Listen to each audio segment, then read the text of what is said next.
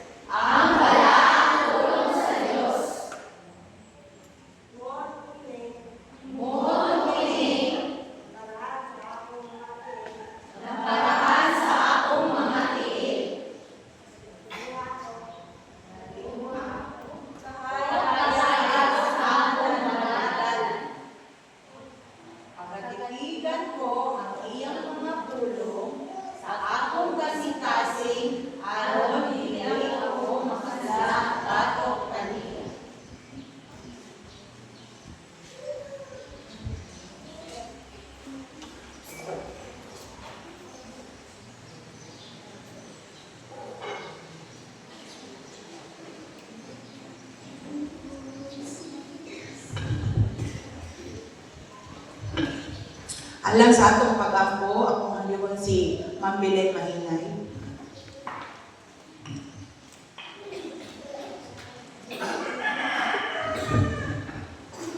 Oy, dugulat atong mga olo, isyong nagkapumata.